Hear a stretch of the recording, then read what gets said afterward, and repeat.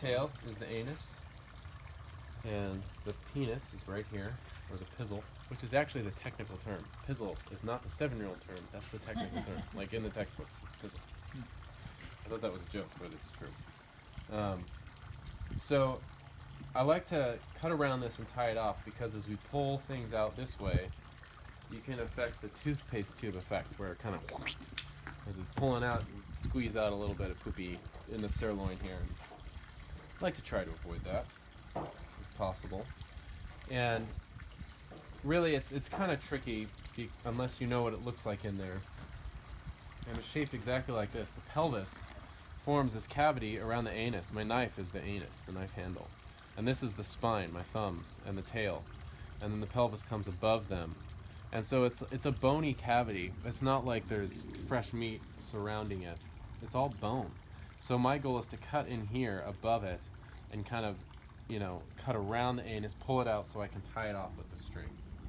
So I always start first by just going above the anus. I'm not going to go all the way around yet. And it's even trickier with fatties because you can't really see much. Just going along the top of that pelvic canal for the anus until I kind of see it open up. Because it's a cavern, it's cavernous. So you can kind of see it's not just slits, it's actually an opening in there. This is the anus below. It's a chicken. Yeah, once I go around the top, then I come below, hugging the spine, which is the base of the tail, because it's just right up against it. And really, I'm just trying to go all the way around it, release anything that is holding it to the pelvic canal, the anal canal. And when in doubt, you can also just put the knife away and get your hands in there.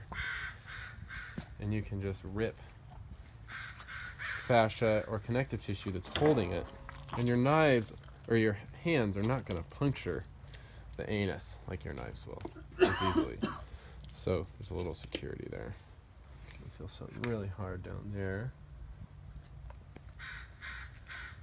There we go. So there. See, that's rectum right there. That's a tube of poop. So we want the poop to stay in. So now it's just floating there, and I can tie it off. You could avoid this by denying your pigs feed for a solid 48 hours. It becomes difficult to contain them, though, when they're that hungry. So I end up doing this on pretty much every pig. Mine will walk off. Yeah, right. Yeah. They're just like, and screw you, buddy. yeah. We're going to go find food elsewhere. Okay. That handle a little bit here. Now we're going to open up and get all the goodies out. So the first bits to extract are the offal, which is the digestive tract. We call it the offal because it all wants to fall out. It all falls. And then the pluck is the lungs and the heart. And we're going to pluck those out rather than letting them fall. And it's going to seem complex. There's really no way to do this. The main thing is don't spill any juices.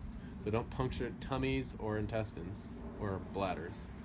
And get everything out. And if you manage to do that with a spoon, then you did it right. So don't get bogged down by if it seems detailed, if I keep telling you what to do. So the first step is we'll just score the skin, stopping right before the tip of the pizzle of the penis. And we're going to take the penis out, and then we can go down for the full length evisceration cut. Anybody want to do this? No, I'm useless at this kind of stuff. I'll do this. I mean, Okay. Okay. Yeah, we're just going to score the skin, and eventually we'll see the penis. The penis is not in the body cavity. It's just under the skin, kind of submerged in the fat of the belly. And it starts way up here. It's a long thing.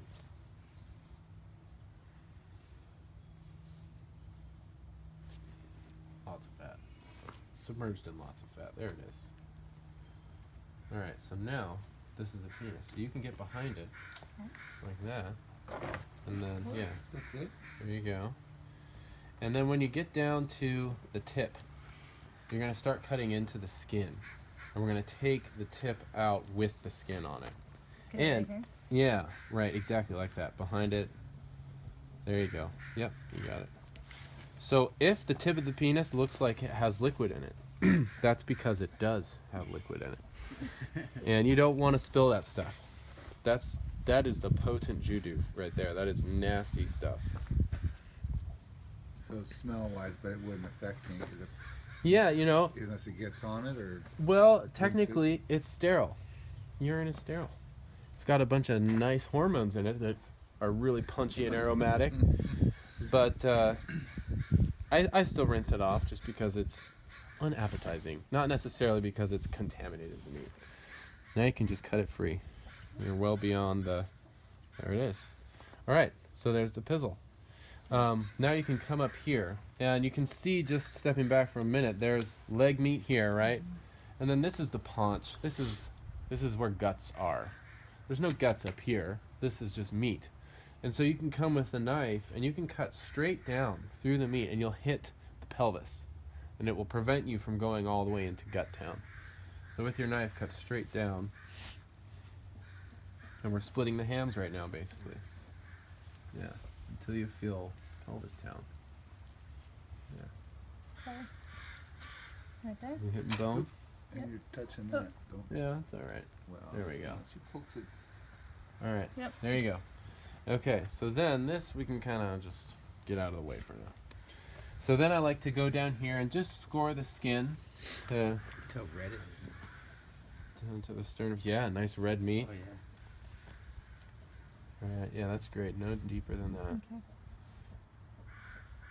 So fat is forgiveness in every way, including during evisceration. The belly is this thick with fat, so there's lots of forgiveness. On lean pigs, you know, guts are right next to it. Okay, Fat. that looks great. So one thing, there's a couple ways to do this now. I can come up here and just cut down to the pelvis and open up a space right there that's big enough for my whole hand to get into gut town. And I can shove my whole hand in there and put the knife like this and push down and go all the way down. So that's a way to do it. And basically that's my hand is keeping the guts away from my knife. And that's a good way. It's really tricky. You have to actually focus a lot to not let the knife creep up and cut yourself in the palm. And palm cuts suck. So Yeah, they do. I usually don't do it that way anymore. I like to try to find the right seam. So I'll try to point it out to you. This is leaf fat. That little V that I just cut. Leaf fat is internal. That's inside the pig. That's internal body fat. This fat is external. This is bacon fat. And what separates them is this little guy. You see that membrane there? And as I cut it, you can see it parting. Amber cut it down here a little bit. Sorry. No, it's perfect.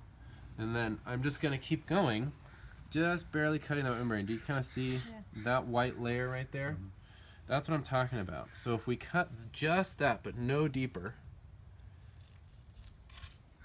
all the way down to the sternum, which is there, hit the sternum. So now the only thing that's holding the guts in is this leaf fat. And the leaf fat is really, I mean, we can just poke right through it. There's nothing there. There's no structure, unlike that little membrane that I cut. That would still hold everything. So you can just put your hand here and go straight down and everything will come out. So let's scoot the bucket over here. Just like that. And so if you just go, yeah, drag your hand straight down. See how easily it comes apart? There's large intestine, here's bladder. Keep going. Yeah, until you're down there-ish. Okay. Yeah. Nice.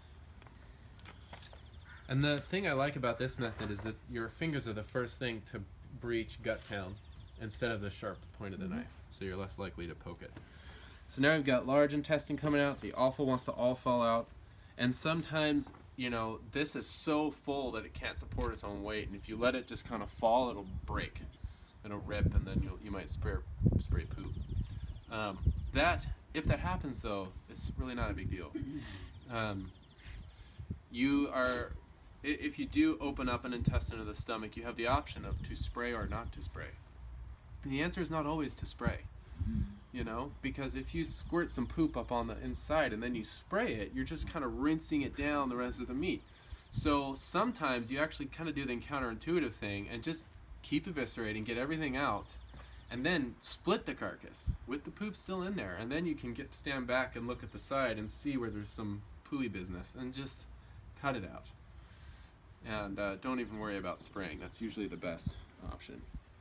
All right, so to pull everything out, I like to start way up here where the anus is, and it's in this pelvic canal. So if you reach up in there, you'll be breaking fascia and connective tissue to get your whole fist around it. And then you can pull it slow and steady downward, and you'll see the anus that we tied off. But I'm not going to deprive any of you of that pleasure. Anyone want to?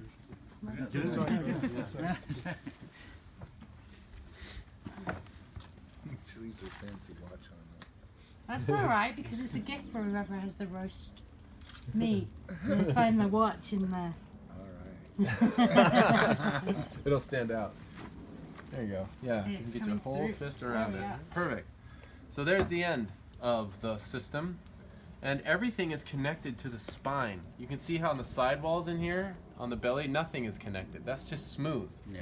So you're just working on separating the fascia that's holding this end to the spine. Everything is connected to the spine. And so it's just a method of, I kind of pull gently on that, and then I bridge my hand like this, and I push down. Push down. And these things, these are what you're breaking as you go, and they're only connected to the spine. So that's my general approach. Just push down, and then, go way down in here, and you can just lift intestine up and out. So between pushing down and lifting intestine up and out, everything comes on out. And I'll just give it a little bit of support here, just in case. So just snap these things. Yeah, and if And they you can- get too hard and they feel like you're going to cut your fingers, you can use this too. Sometimes they get so thin they go right into the cracks in your hands. Yeah, perfect. That's the method. Yeah. That's great. So I would scoop some intestine out now. Okay. You can reach way in here. And just pull. Yeah, I lift see. it up and out. There we go. Here's And the I've got- small intestine, still I feel mostly in some there. liver in there as well. Yeah. It's exciting, right? It is. Love the liver. And it's very clean in here, We are introducing all the bacteria right now. This is a sterile environment. It's just what's inside the small and large intestine. Those renal tracts are tough. Yeah. Nice, you got it. Nice. Yeah, we'll leave the kidneys in, which you're doing that perfectly. I feel like that feels very soft, like I can put a finger through that. Yeah. Lift this intestine out. There we go. There, yep, starting to go. You got it. You got it. Alright, so now let's look on this side really quick. Under this guy, that's the spleen, is the stomach. So if you can reach all the way down underneath the stomach and try to pull it up and out, we won't pinch it. Wow. I'll try to push it your way. Yep, there it there we goes. go. Actually, I think I know how to get in. Yeah. It's a two-handed endeavor. It really is. Yeah. Beautiful. Yeah, and then just push down. And then we'll do the same thing with the liver, but you're going to have to push it up and out on Right. my side.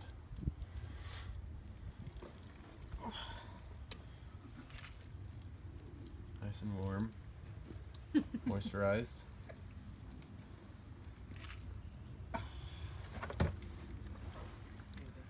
That's great. So push the liver on my side now. From here. Around. Go down and push it up like that. Up and out of the pig body. Nice. Go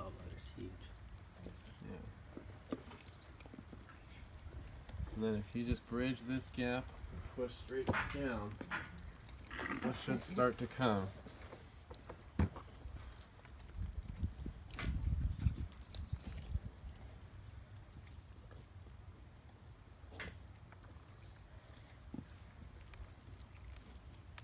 yeah, this last guy. Okay. Whole liver out. There it is. Beautiful. And then it'll just be the single solitary esophagus. Holding on to everything. There it is. So now, just cut the esophagus. It's kind of pulling the lung out. So there's the diaphragm. This is the offal. This is the entire digestive tract except for the esophagus. And so as you cut that, I don't want to do it the other way and away from you. there you go. Yeah, the offal will all fall out. Alright. So there's the first beautiful harvest. So we've got so many goodies in here. Here's the liver. And I just pull it up and try to separate it right where it connects to the stomach. It's its only connection to everything else. And when you do that, you open up the bile duct. This is the duct and that's the bladder. The gall duct and the gallbladder. And so I start on the duct end that I've opened. And I'm just going to gently pull / cut it free. Wow. So that's the bile. Good timing. This is how the pig metabolizes fat in its own diet. This is what it breaks down fat with. And there's the liver. And the liver looks great. It's nice and fatty. It's really thin right here. I don't know what that means. It looks beautiful though. One thing you would see, that's very common, probably in 90% of the pigs I harvest, because they're all raised outside like this, is roundworm, which is, it would just look like a few white spots on the liver. Super common, and it's not a problem. I wouldn't eat that particular liver raw or really rare. Cook it in a pate instead. But it's evidence of an intestinal parasite, so it doesn't affect the meat at all. It's something they get from the tips of the blades of grass. The dewdrops is where that parasite starts, on the tips of grass in the morning. Parasites are everywhere. And they ingest it, and then it makes it into their lungs, and they cough. You'll hear pigs cough every once in a while, and they're actually coughing parasites up and then swallowing them back down into their GI tract, where the parasite wants to live in the small intestine. And it looks like a long worm. It looks like an earthworm. And part of its life cycle is in the liver somehow. So we'll put that in the goodie box. Oh, right here. Maybe we'll just do... Hey-ho. Right there. And then we've got...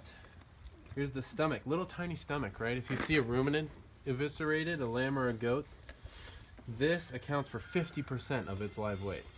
Half of its live weight. That's what it takes to be able to eat cellulose. Pigs are in grass and roughage. Pigs are totally different. They're like us. Really small digestive tract.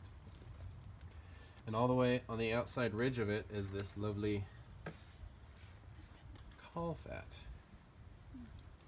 This is a frilly lace work of fat that is really awesome in the kitchen. In us, we have this too, this mesentery, or I think peritoneum is another word for it. Momentum, is that it? Okay, yeah, and it's, I had a bunch of ER docs in a class once, and they were telling me how amazing this thing is in the human body, and that it will help repair,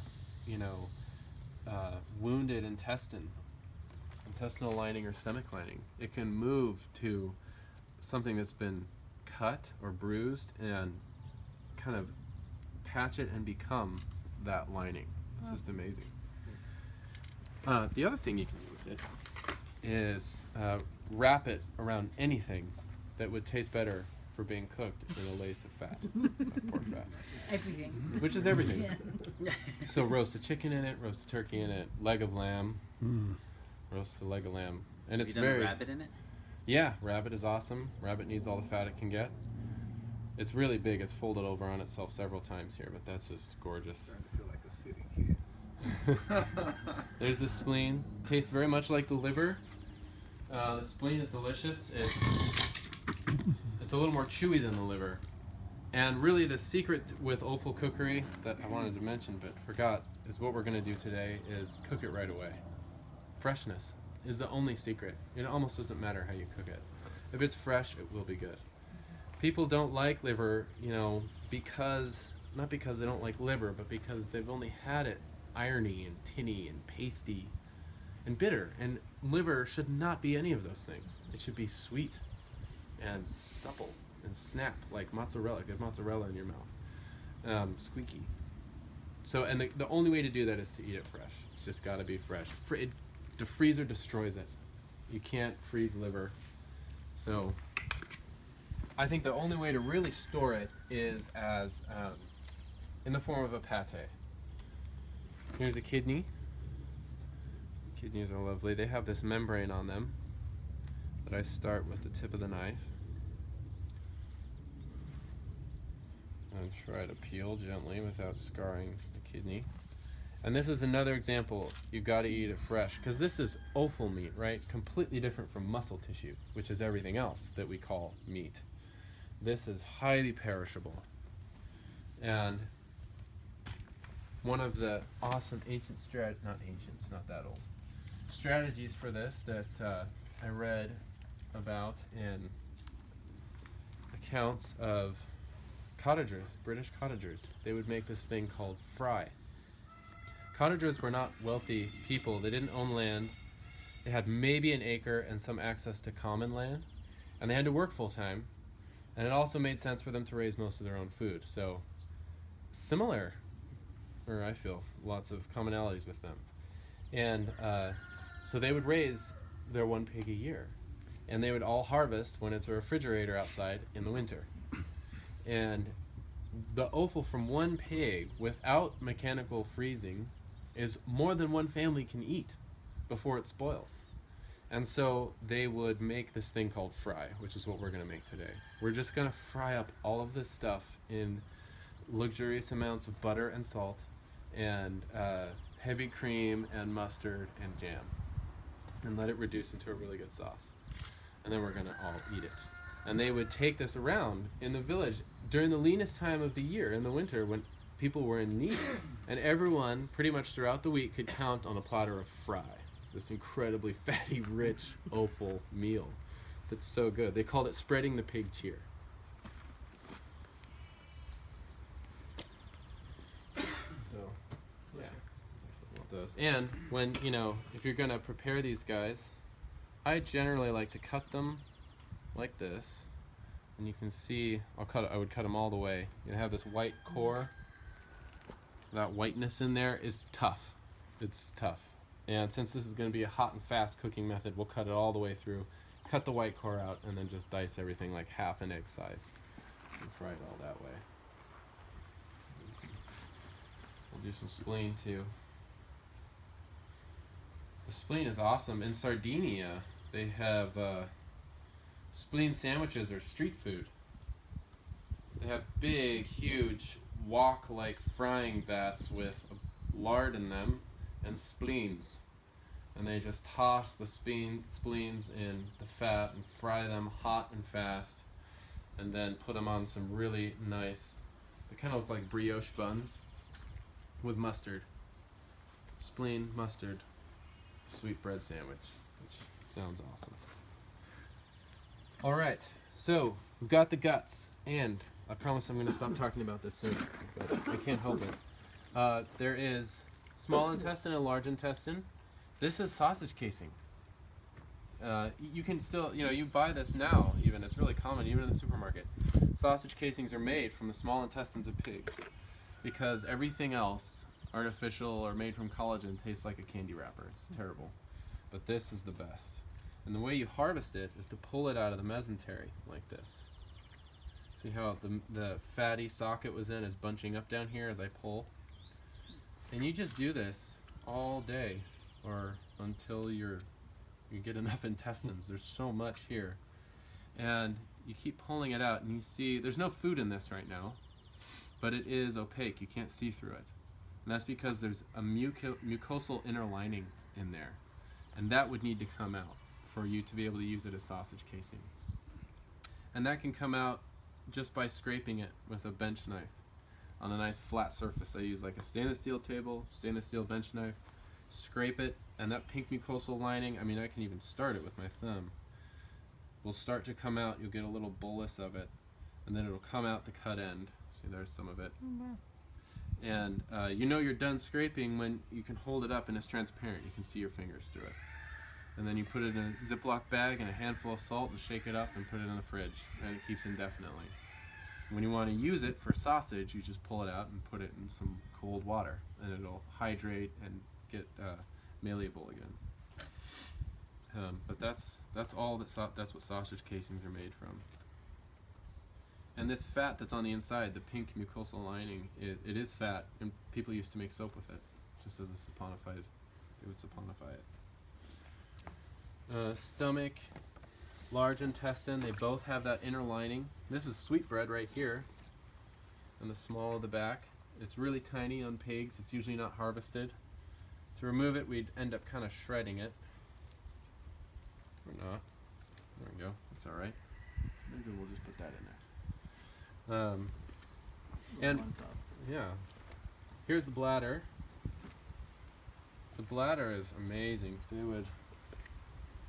The housewife was generally given all of her lard in a bladder because they're incredibly elastic. And so they would render all the lard the day of slaughter, and then they would fill it with lard, and there'd be a lard bladder hanging in the kitchen. That's so cool. It's like a Ziploc bag. It is, and it's sterilized. It's totally clean in there. Does the lard bag get hard? Yeah, it dries out. Yeah, because the lard, solidifies more or less at room temp. So it's like And a crispy bag of fat. Does and- it last? Yeah, because this is sterile. That's awesome. Yeah. And this is so cool. I love the bladder. You could lick this. It's totally sterile. Any takers?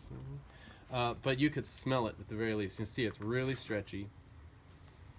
And if you've ever smelled pig urine, you know what it smells like. When your boar is pissing all over himself and everyone else, it's horrible. But it smells nothing like this. Oh, no. It smells like sweet. It smells like potpourri. It almost smells caramely. I love it. Do you have a fat sack of bladder hanging in your house? I don't. I've neglected that. I'm totally gonna do that. Yeah. The other thing is that they would take the back, in Italy they take the back muscle of the leg and they would salt it so as to cure it, and then they stuff it in the bladder and tie it up. Bald eagle. Yeah. I bet he wants some of what we got. Yeah, he does. I have it's in the Slap it turkeys up or for not. a treat. They've been scoping the baby turkeys lately. And that's like the best prosciutto they make. It's called culatello, which I think means like asslet, like most Italian charcuterie names. It's crass. Yeah. The French will turn all of this into andouille, which is not the Cajun type, but it's basically all of that stuffed into all of that, right? Because those are the casings. With carrots, onions, celery, and vinegar. It marinates in vinegar, and then they poach it gently. And how much pink mucosal inner lining you scrape out is a direct correlation with how much funk you can handle in your andouille sausage. We don't make that here. Have you had andouille sausage in France? I think we might have. I think so. There's the penis. And the boil sack. Alright, so last thing. We have one more thing to pull out of this pig, which is the pluck. Ooh, look at all that leaf fat. That is copious. So this membrane, that's the diaphragm. And I can cut down. It's very thin. I'm just going to cut it through it. See this piece of meat here? That's the hanger steak. That's part of the diaphragm. This pig is so fat that you can't really see it, but right here is the skirt steak, which is also part of the diaphragm, which is why I only cut through the white. I don't want to mess up those steaks because they're the most special bits of muscle on on the whole pig. They taste more porky than anything else. They're so good. So with that, we just need to pull the base of the hanger steak. It comes right off the lungs like that. And then there's this flappy guy back here. This is the aortal vessel that runs all the way from the heart to the back legs. You can fit your thumb in it. It's a major plumbing pipe there. And I just shove my hand down between it and the spine until I can. There's no more room basically. And you want to grab onto the trachea, which feels exactly like yours. It's a ridged tube. And if you can wrap your whole fist around it and pull up, ideally we'll get the throat out and the lungs. It doesn't have to go that way, that's just the efficient way. There's no other like really volatile juices that we don't want to spill. They're not in there anymore. It's just heart and lungs, so it just needs to come on out of there. So would anyone like to pull the lungs out?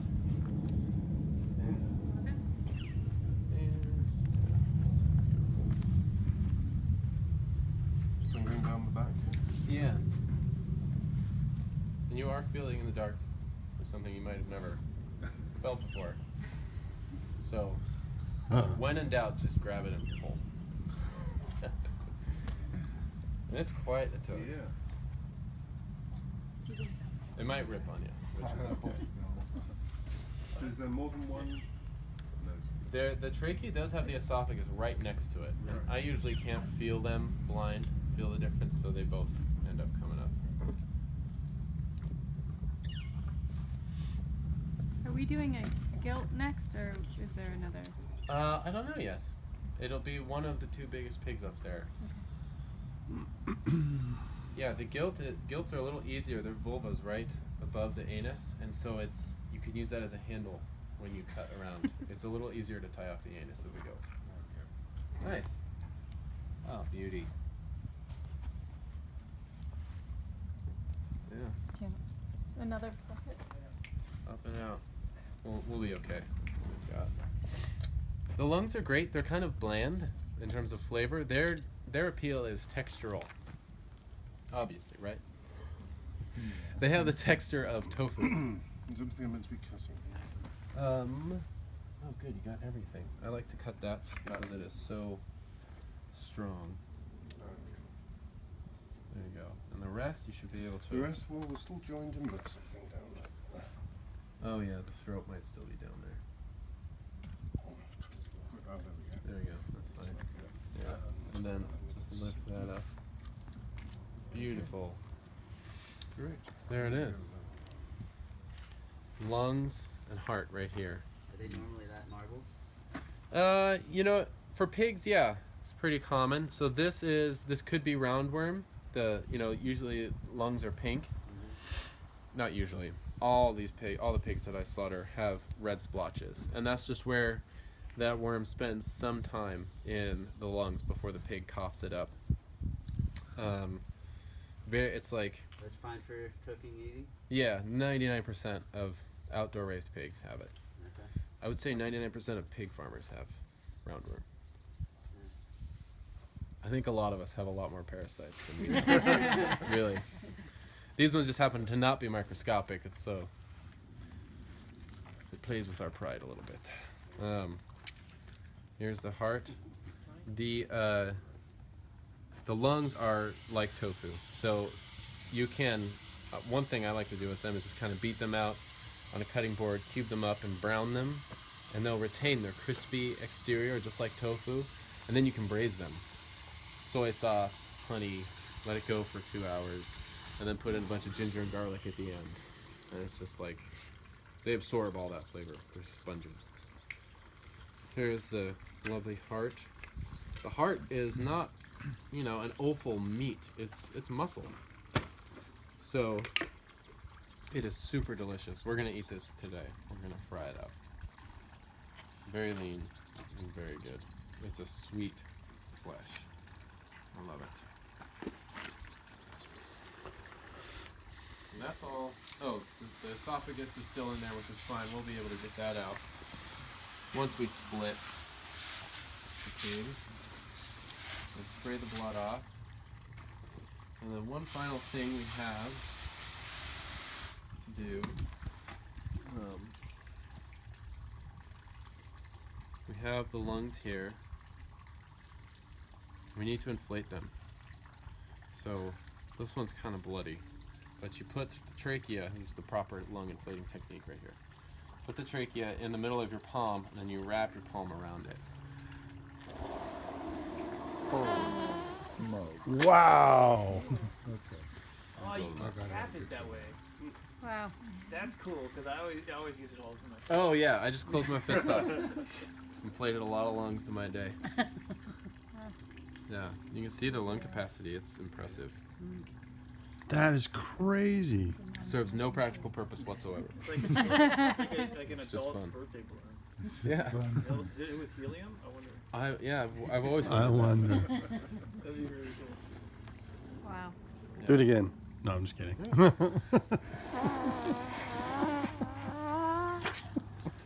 The lungs of ruminants tend to have more capacity. They're built for a little more long distance. They get a little bigger. It's excellent. Gross all my friends out now. It's a great parlor trick. Yeah. Here, now you do it. Yeah, we still got one more set of lungs, so I hope everybody does it. Okay. There's a saw right behind you, Amber. We're gonna split this pig. So this is a bone saw. It is made for cutting bone.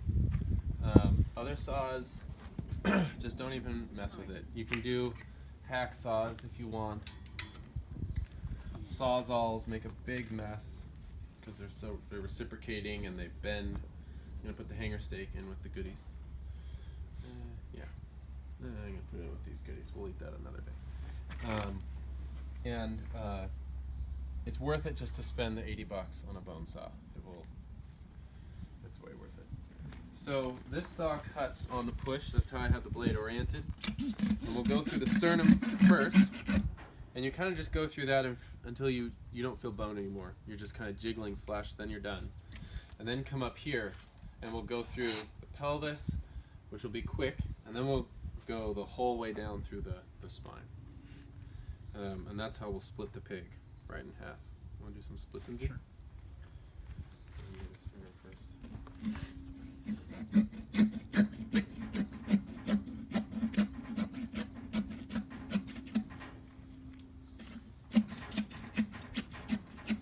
Yeah, it gets tight in there, but you're close.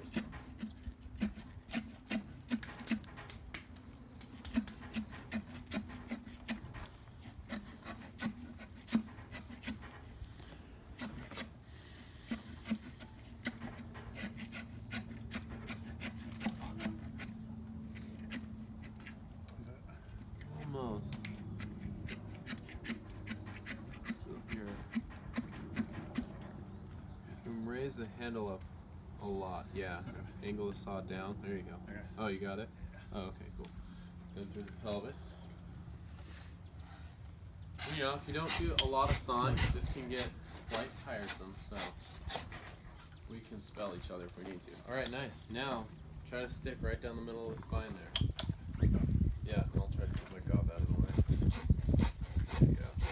You can see there's actually a red line down the middle of the spine, huh? Oh, yeah. Yeah. That's what that's for. That's a saw guide.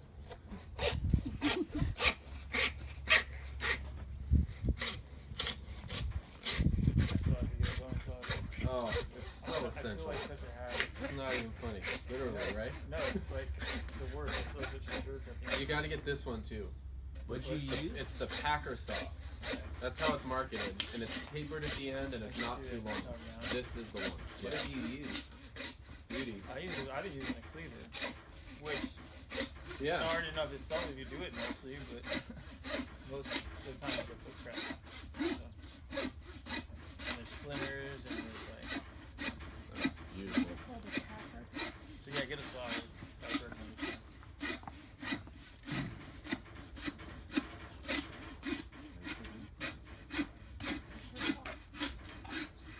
Yeah, look at that fat. Nice, dude. This is always. This is where you can screw up the pork chops. Yeah, that's right. He's doing perfect. You're Yeah, like no, that was right great. down the center. This is beautiful. Alright, I'm gonna spin this pig towards you. Okay. So go ahead, pull the saw out. The Wow. sternum gets kind of sharp, so you can actually slice your hand on it. Okay. But now you can keep going.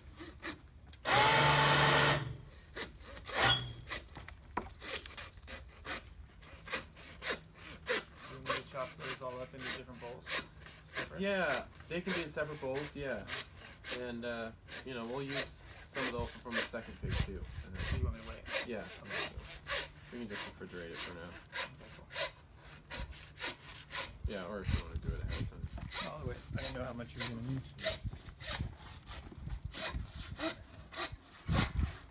Alright, I'm gonna get some meat out of your way. Yeah.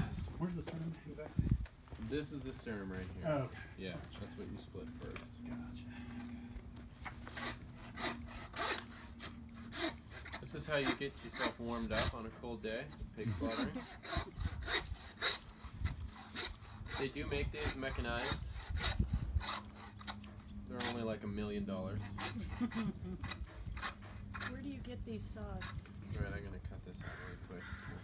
Throw a skin in there. This one, it comes from a weird source. It's from a company that makes meat processing material for big plants. So they make like, you know, $50,000 machines and hand saws for some reason. So you can't get it off of Amazon. I haven't seen this saw, but the source is, it's bunzelpd.com.